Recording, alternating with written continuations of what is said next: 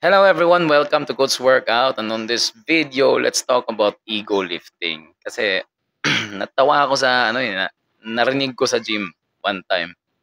So naalala ko ito, na ano ko tong ego lifting. So ano ba tong ego lifting? Ito yung klase ng lifting na kung saan you lift more than you can handle, no? Hindi ito isang technique ha, pero naging technique ito. Bigla ito naging technique natawa ako. Minsan napunta ako dun sa gym tapos I was about to do my sets. Tapos may ano dun, yung medyo matagal na siya sa gym, mga 3 weeks na siguro. He went to the rack. Pumunta siya sa rack, kumuha siya ng mga plates.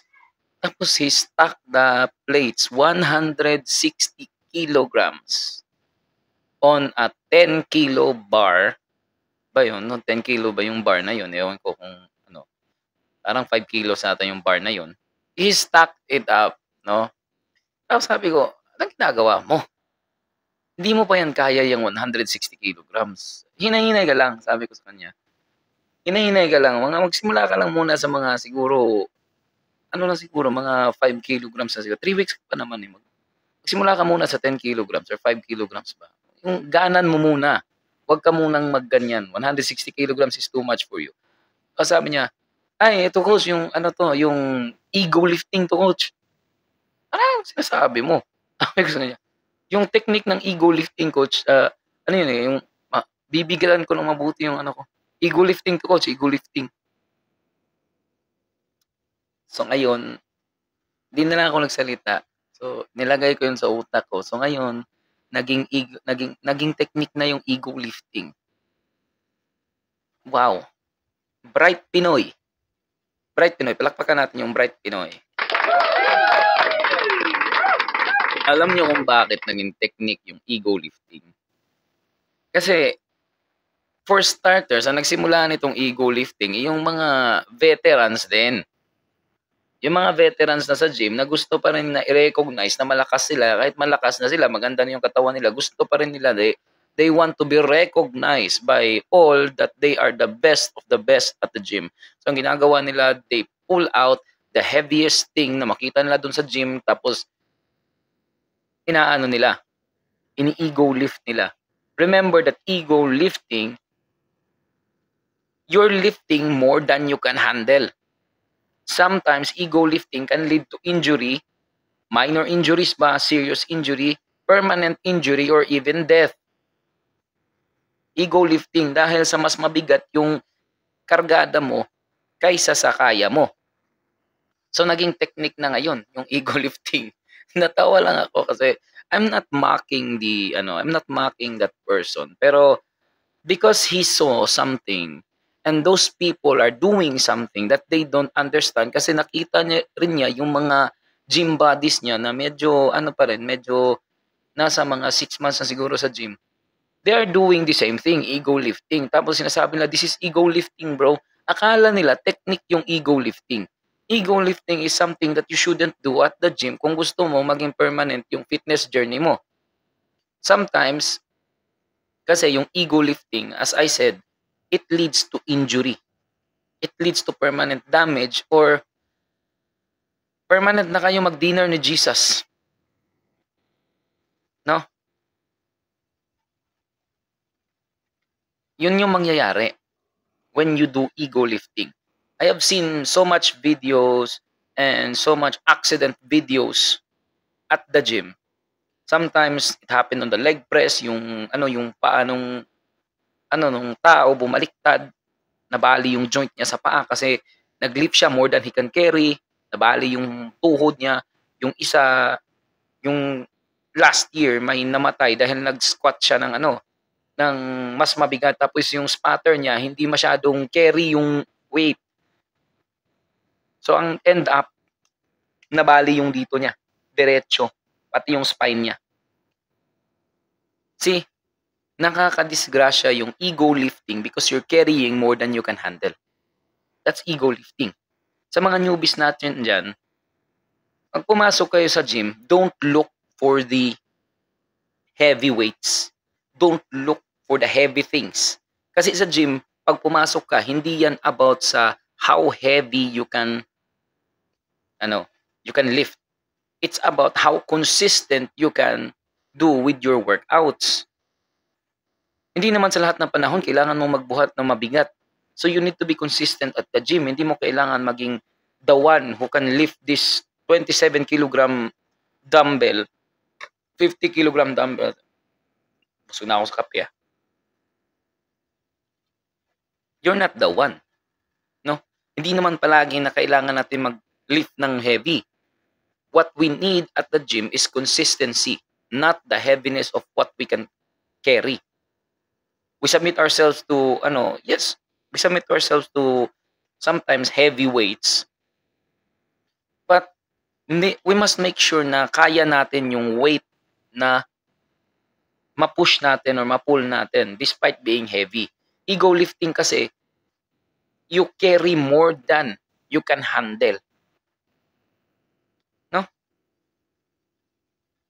It leads to bad things. Bad decision yung mag-create ka ng ego sa sarili mo na gustong magpansin ng mga tao na you are the strongest at the gym. So ang mga newbies, pagpasok nyo, look for the lighter weights. Start at level 1. Do not start at the level 20 kung hindi ka pa nakalampas sa level 1. Saan yung level 1? 5 pounds. 5 pounds is enough. Kasi mas you build strength over time.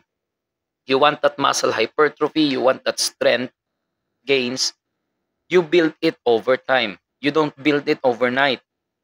The result of the gym doesn't go by a week, it goes by years, months, years. Hindi yun, it's not about na pag gym mo ngayon, pag gising mo bukas, may muscle ka na. Hindi ganun. So you need to look for the lighter weight, be consistent on that weight, and have a progressive overload. And over time, you will gain muscles, and when you gain muscles, you will gain strength. You don't need to go to the gym, tapos kukuha ka ng mabigat, tapos kahit hindi mo ma-lift, paano mo talaga, i-lift mo talaga para pansinin ka ng mga tao, tapos sasabihin nila, ang lakas talaga ng tao to. Wow, kaya niya, wow, ganun. Nag-build up ka ng sarili mong imahe, tapos pag nadisgrasya ka, who would pay for your bills on the hospital? Nanay at tatay mo. Lalo na kung newbie ka pa, tapos teenager ka pa, sino mag-pay ng bill sa hospital? Siyempre, nanay at tatay mo. Instead of going to fitness, nagkaroon ka pa ng injury.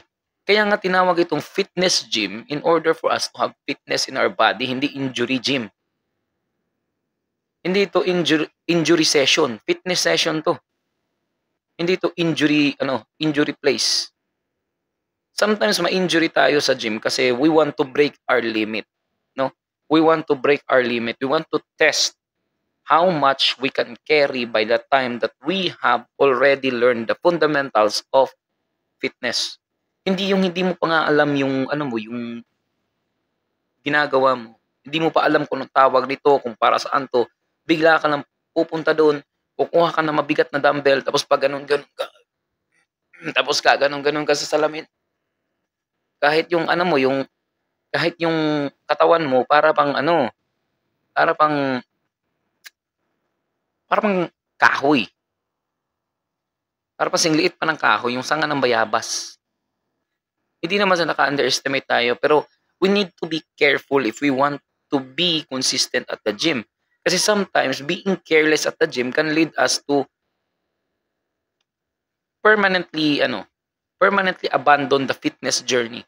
We started at day 1, we end at day 1 dahil sa injury, dahil sa ego lifting. So we must erase ego lifting culture on our fitness sessions. Kaya naman natin mag-lift ng mabigat if we want to when the time comes. But when you don't have the strength yet, wag muna natin siyang i-force yung katawan natin na magbuhat ng mabigat just because we want the clout. No? Just because we want to have the popularity. Just because we want to have that kind of stuff na people will awe at what we can do. Yes, parang katulad ko, I can lift mga siguro 50 kilos at bench press. 50 kilos at bench press. That's all I can carry for the moment. And I'm already almost 6 years at the gym. 50 kilos, why? Because I never had a spotter. I am slowly building up my strength for the last 5 years. I didn't go to that 90 kilogram just because I want popularity. I want people to see me as stronger. I want to have that consistency at the gym na hindi ako ma-injure. So for the last 5 years, thankfully, I didn't have any injuries whatsoever in my shoulders or chest or back. I never had any injuries of that sort because I've been lifting on a moderate pace. I never had to do ego lifting. Yes, I can carry about 60 kilograms on bench press, about 150 pounds on the pull-ups, but that's the result of slowly gaining strength over time.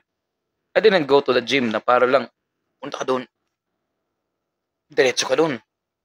Yung mabigat pa ganyan, ganyan ka pa doon. Ganyan ka doon pag ganyan ka doon sa pull downs. Kahit ang bigat, ganyan ka, parang tanga.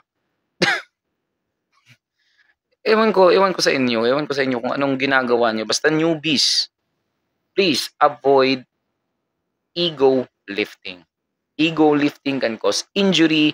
Ego lifting can cause you to quit your fitness journey before you even started it. So I suggest you take it slow.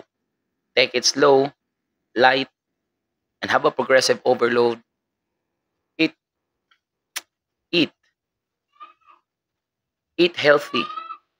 Live healthy. Avoid injuries. Yun lang yun. Kaya mong gawin yun. Kaya nyo namang gawin yun. Just stop the ego lifting. Stop wanting to be recognized by others.